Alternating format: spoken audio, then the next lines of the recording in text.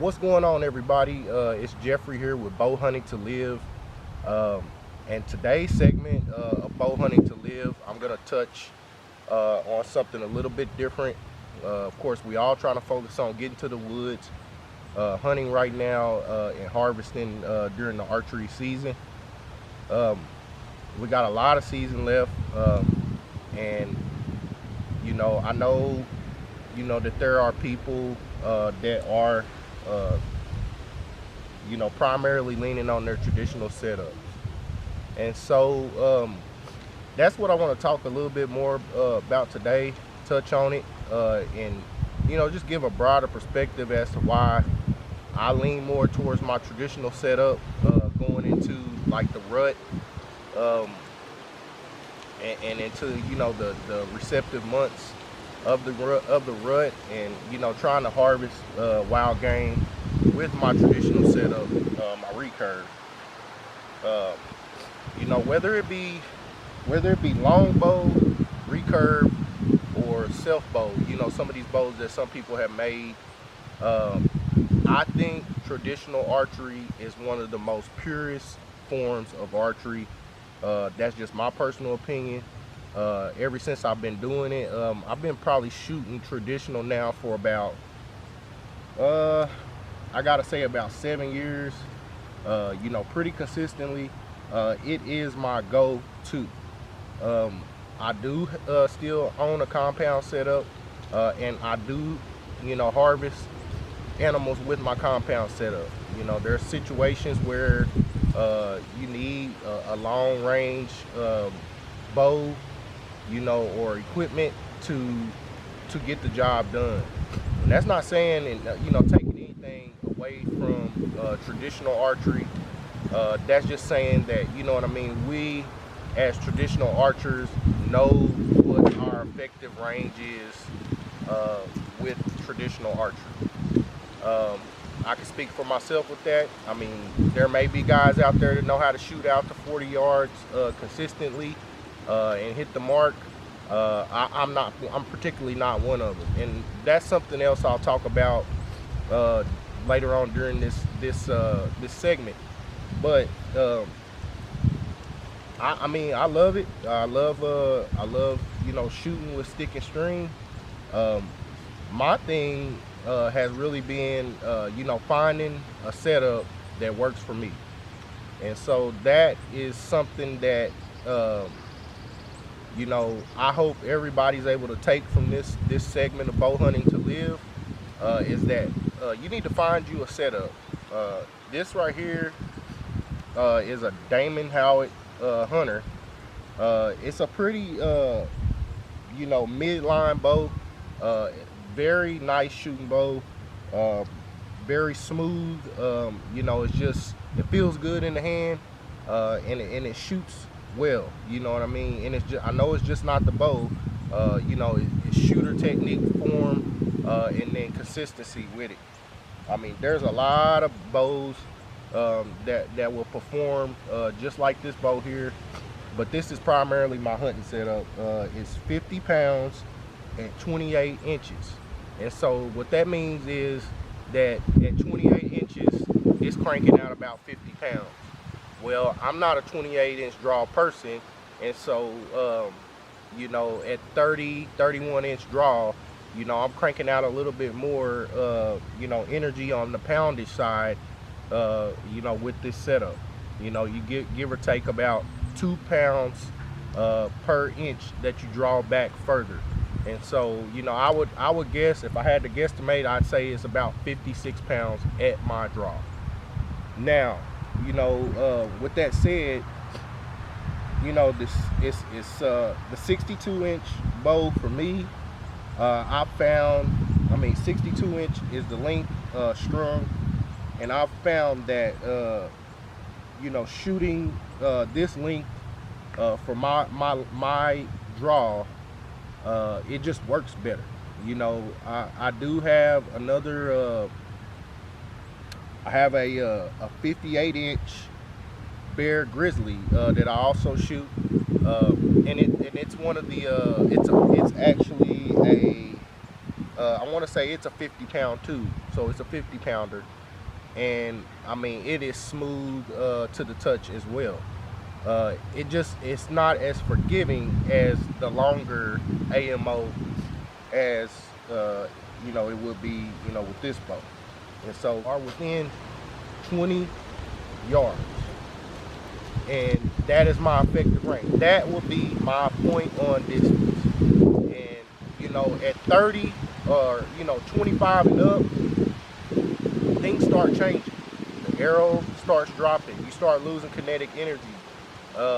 You know what I mean? The speed, everything slows down with a setup like this, because I mean, if you think, we don't have wheels on this bow where we can whip arrows out of there. You know what I mean? It's just all pretty much, getting to your anchor point and being able to produce a shot that this bow can produce with the arrow setup that you got, and it being, it being an effective weapon.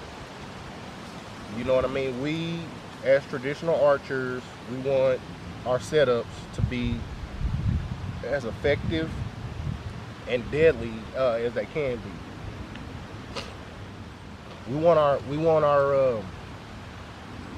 setups to be effective, and we want them to be as deadly as possible in order to increase our percentage of harvesting an animal, getting our hands on those antlers, getting our hands on that big old trophy doe that we're looking for, and being able to get out and benefit from this style of archery.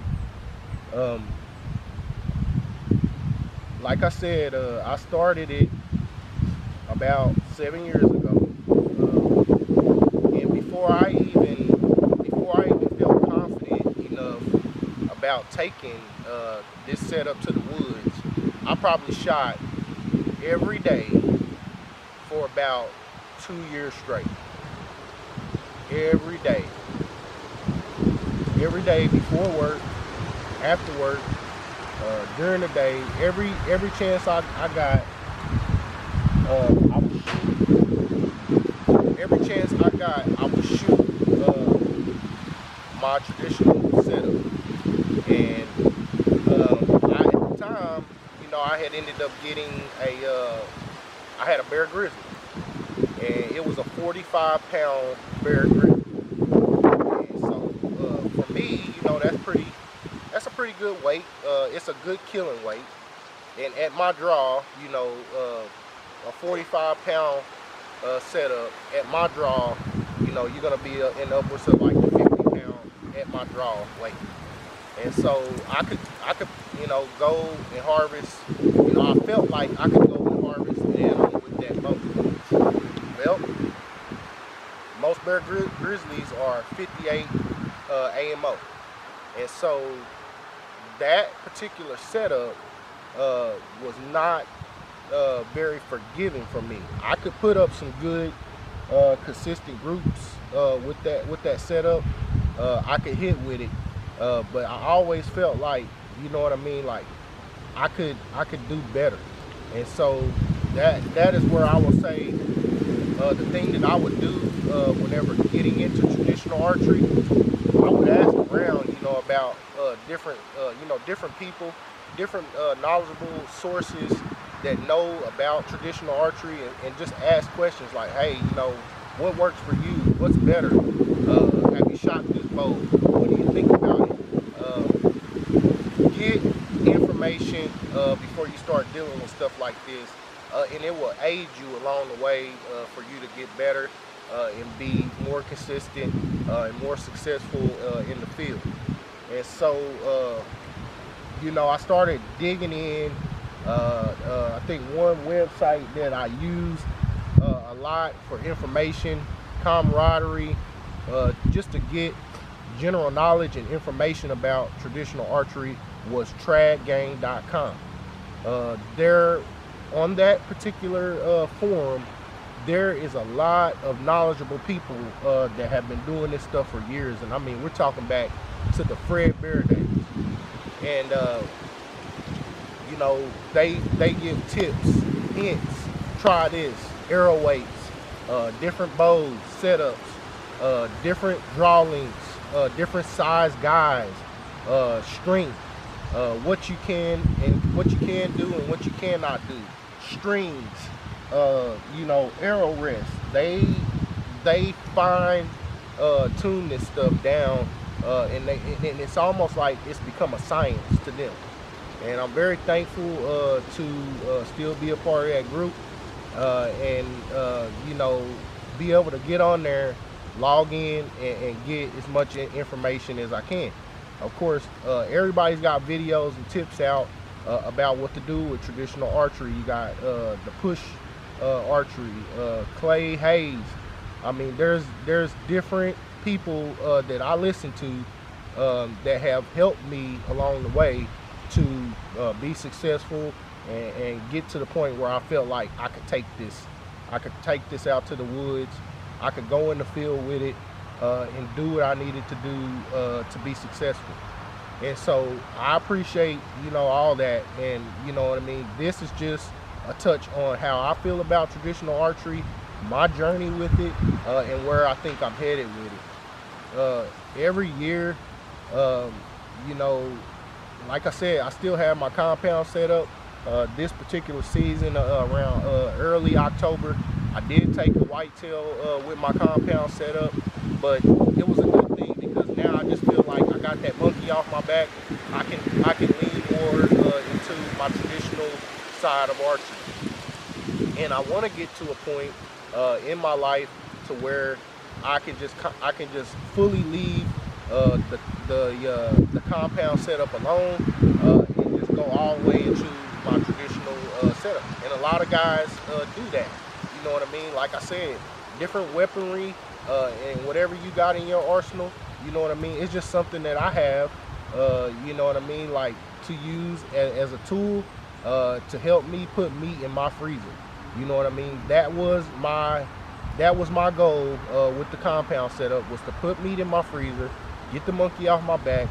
That way I can focus more on my traditional side of archery. I've been shooting my Damon Howard the whole time, even whenever I was shooting my compound setup. I've been shooting this bow all year, and again, it's just one of them things. I familiarize myself with my setup so much that I can get out in the yard and I can hit the mark pretty consistently and be confident that whenever I go to the woods, if I'm given an opportunity and a shot presents itself, I can be successful whenever I do so. And you know, it's been a good journey with it the whole time. I remember in 2017, you know, whenever I did decide to go to the woods, I had a bow at that particular time. It was a Loxley Lion. It was a very sweet shooting bow. I harvested animals with it. It was another 62 AMO bow, and it was a sweet, smooth shooting bow. I don't have that bow anymore. I ended up, you know, passing it on to somebody I knew, and they ended up getting that bow, and then they were successful with it. You know, I've just tried different things along the way to try to help and better what I'm doing. I shot that bow, you know, for a few years before taking it to the woods. And I'll tell you what's very nostalgic to me with that setup that I had, the Loxley Line 45 pounds at 28 inches, 62 AMO at my draw at that time. Like I said, it would have probably been about 50 pounds. And so that very day, and trust me when I tell you this, it is a very simple technique, and it was just like all the stars aligned whenever I made that decision to take that piece of equipment to the woods. And you know, the very first time I ever took it out, I harvested 2 animals in one day, and I will never forget it.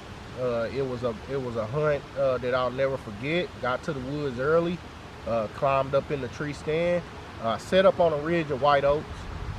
Had a really good hunting spot at the time, and it was just a perfect situation to be in to where I could be successful, and I knew I was going to see animals that morning. And so, but the point that I'm trying to get across with that is it was just one of those moments in time with that 2017 hunt that I feel like I can go to. It was one of my go-to hunts. It was one of my my go-to hunts that I was a part of, and that I was able to have the opportunity to be able to go to the woods and get the job done. And it was a very successful hunt. I'll never forget it. And I still go back to that hunt to watch it to this day. And I hope that a lot of you are able to go into this channel, subscribe, like the channel.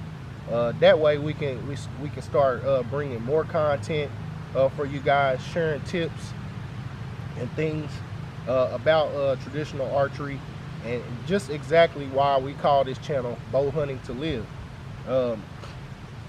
During the winter months, just like many of you others, you know, I take the whitetail to harvest, to have as a primary protein in my ice box. I like it. It's tasty. I can create different dishes with it. You know what I mean? That, like last night, you know, I had some homemade pizzas that I made with some backstrap that I cut up like small fajita style. Put some other fixings on it. I mean, it was delicious.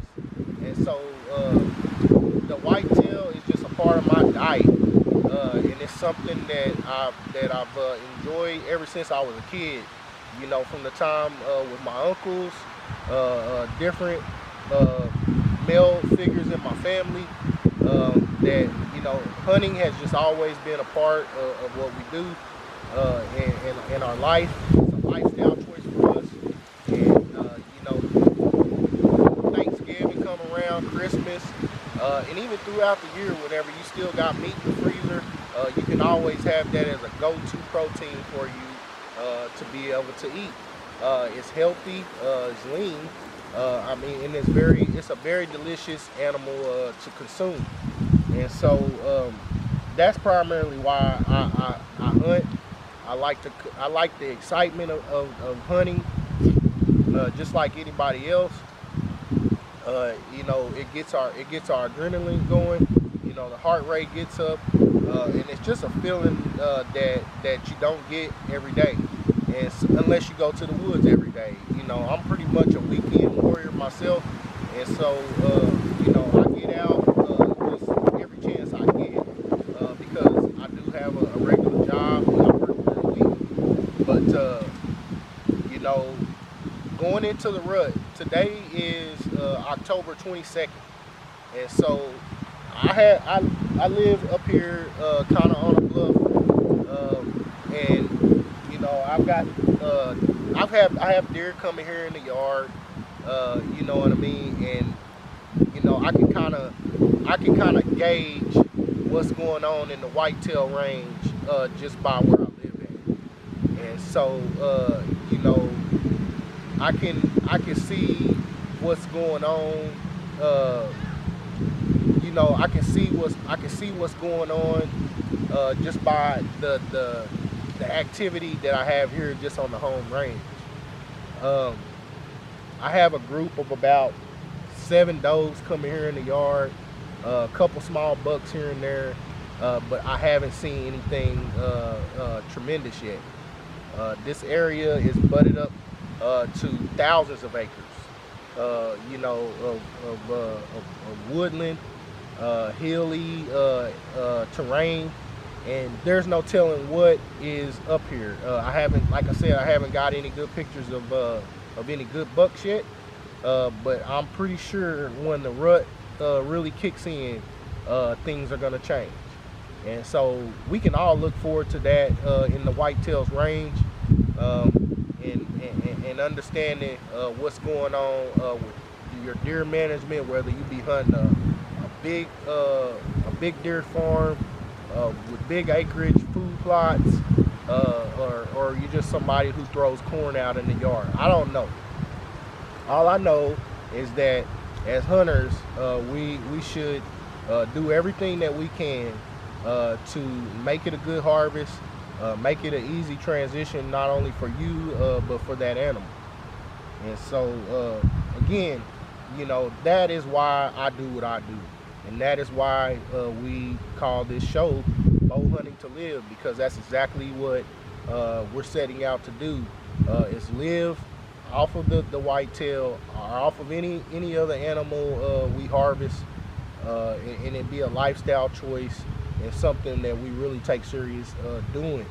And so, again, with traditional archery, it just needs to be something that comes natural.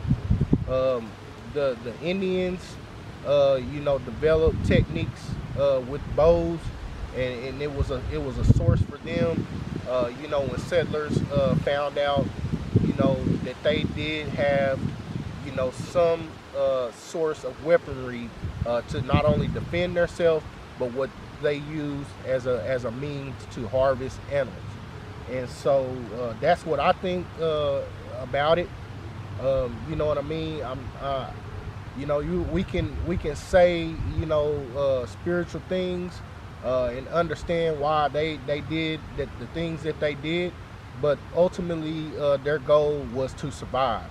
And so that's why, you know, again, we call this show Bow Hunting to Live, and it is a lifestyle choice that I have chosen myself, not only for me, but for my family. It is a go-to for me whenever I think about or hear my stomach growling, and I say, you know what, I want to go in there to my freezer, get a piece of meat out of there, and enjoy it with my family, make a nice dish from it, and be able to benefit from that. And so, again, for you guys that are thinking about getting into traditional archery, I'm gonna start myself posting some things that I've learned, some things that I do. But the key topic that I want you guys to take from this segment today is whenever you do get a setup, you know, it doesn't matter what style it is. They got a lot of takedown bows. This one just happens to be a one-piece recurve setup, but they have different options out there for you guys to be able to use and utilize. But the big takeaway for me is the proper length, the way it feels whenever I draw it, and then my arrow setup.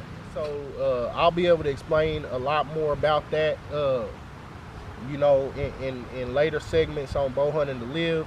But I'll just give you guys a hint right now into terms of that, of what I'm shooting. This particular arrow that I've got is an Easton Carbon Legacy. It's not anything very fancy. It is a traditional shaft carbon, but the overall weight of that arrow is right around, you know, upwards of 530 grains. It is a very heavy arrow with a lot of FOC. They fly down through there like darts. Some guys go heavier than that with their setups. I'm shooting about 125 grains up front, sometimes 135 grains, just depends on what broadhead I'm using. But if you can find an arrow that tunes well to your setup, and you find that combination, there's a fine line in there between it. And once you are able to find that, you will know, because the groups will get tighter. you will be more consistent about what you're doing. You'll take a shot down range that had you just had a regular old arrow setup, and it was a flyer, and it didn't necessarily go where you were looking at. But then whenever you dive more into arrow weight, FOC, different arrow builds, and more fine tuning what you got, you'll figure out pretty quick what works and what doesn't work. And so I say at about 550 grains tops for me. And just shooting at whitetails, I'm gonna burn a hole through them every time, and that arrow is very consistent where I'm shooting it at. You know what I mean? Like I say, kind of like for me, 25 yards, 20 yards, 15 yards will be success all day long. Anything below that, I mean, it's a chip shot in the park all day. And so be successful and confident about what you're doing. When you do get consistent with what you're doing, own it and understand why it's happening, and understand that you can be confident about taking that particular setup to the woods, aiming it, and harvesting wild game with it. And so get as much information as you can, guys. I'm just digging into a little bit of why I do what I do, and then from here on out, that's pretty much what it's gonna be for me. It's just traditional. And so last year I was able to harvest pretty good deer with my traditional setup. I had completely, again, left the compound alone, put the training wheels down, and I just decided again, hey, this is what I'm going to do. I'm going to be confident about it. This is what's happening on the home range. I can take this particular setup to the woods and be successful. And that is the mindset that you got to have around it. You have to be confident and understand what you can and cannot do. That deer came in on a string. He walked right under the stand, which was a bad mistake on his part. And that is exactly kind of like textbook what I want to happen when dealing with these animals. I have yet to go back over to that particular piece of property yet to see what's going on. I've got cars running over there and cameras, feeder and everything else out. But I'm offering something to those animals over there to be able to get them into range, do things like come right under the stand, so I can, so they will present a shot, I can take a good shot, and it be a high percentage thing going on. And so that particular day, that deer walked right under the stand, 10-yard shot. He ran out to about 60 yards and powered.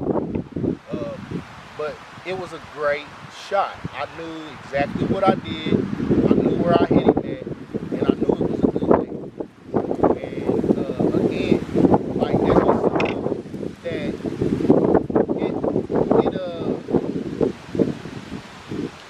when you start shooting traditional, it's gonna come to you. But the more that you can do, to up your odds of to up the ante of you harvesting a good animal, a mature animal with your setup, it's just practice. Get out, shoot as much as you can to try to better yourself and be successful. Throughout the rest of the year and season. I've done what I needed to do with my compound setup.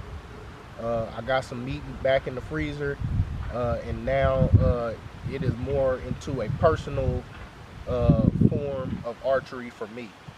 And that's what bow hunting to live is all about.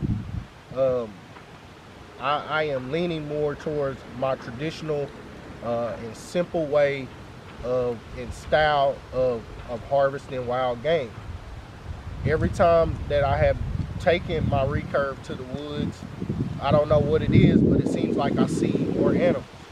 Maybe it's the mindset. Maybe it's how I'm trying to do it. Maybe it's a spiritual thing going on. I don't know, but I feel very good about whenever I take my traditional setup to the woods.